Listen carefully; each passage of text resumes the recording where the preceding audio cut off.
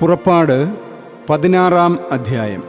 ഏലിമിൽ നിന്ന് നീങ്ങിയ ഇസ്രായേല്യ സമൂഹം മുഴുവൻ ഈജിപ്തു നാട്ടിൽ നിന്ന് തങ്ങൾ പുറപ്പെട്ടതിൻ്റെ 2-ാം മാസം 15-ാം തീയതി ഏലിമിനും സീനായിക്കുമിടയിലുള്ള സീൻ മരുഭൂമിയിലെത്തി.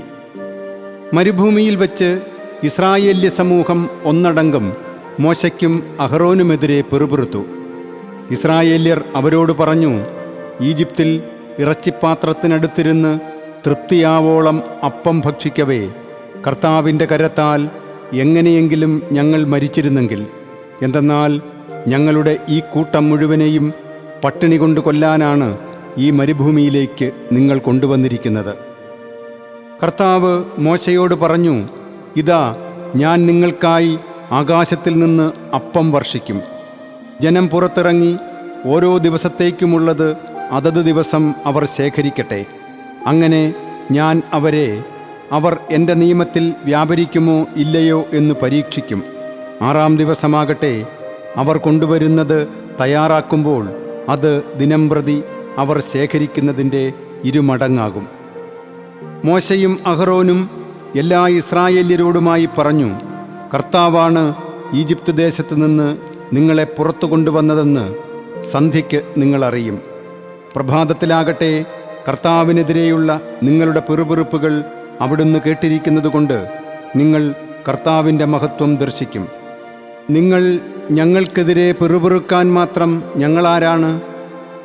മോശ പറഞ്ഞു, അവിടുത്തേക്കെതിരെ നിങ്ങൾ നടത്തിയ പിറുപിറുപ്പുകൾ കർത്താവ് കേൾക്കുന്നതിലും നിങ്ങൾക്ക് ഭക്ഷിക്കാൻ വൈകുന്നേരം മാംസവും രാവിലെ വേണ്ടുവോളം അപ്പവും കർത്താവ് തരുന്നതിലും ഞങ്ങൾ ആരാണ്? ഞങ്ങൾക്കെതിരെയല്ല നിങ്ങളുടെ പിറുപിറുപ്പുകൾ, മറിച്ച് കർത്താവിനെതിരെയാണ്. അനന്തരം മോശ അഹറോനോട് പറഞ്ഞു, ഇസ്രായേല്യ സമൂഹം മുഴുവനോടുമായി പറയുക, നിങ്ങൾ കർത്താവിൻ്റെ സന്നിധിയിലേക്ക് അടുത്തു വരുവിൻ.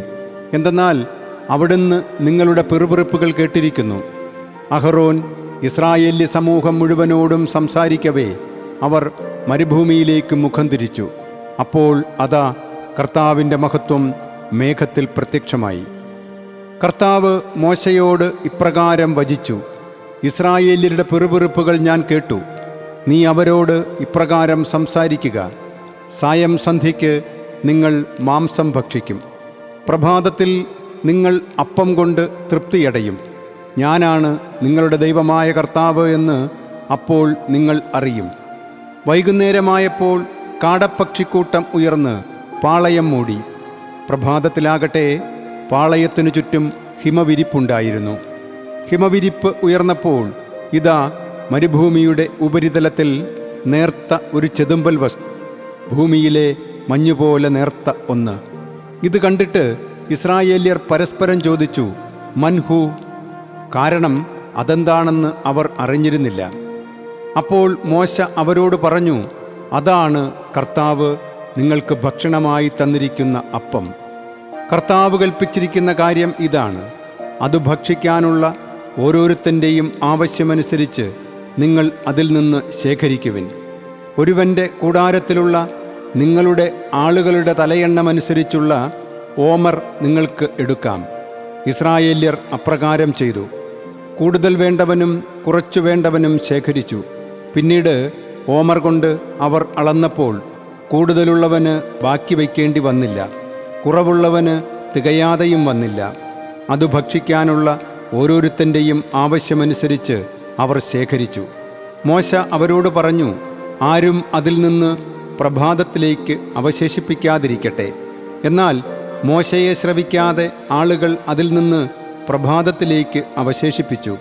അത് പുഴുക്കൾ നിറഞ്ഞ് ദുർഗന്ധം വമിച്ചു. മോശ അവരോട് കോപിച്ചു. ഓരോരുത്തൻ്റെയും ഭക്ഷണാവശ്യമനുസരിച്ച് പ്രഭാതം തോറും അവർ അത് ശേഖരിച്ചു. വെയിൽ മൂക്കുമ്പോൾ അത് ഉരുകിപ്പോയിരുന്നു.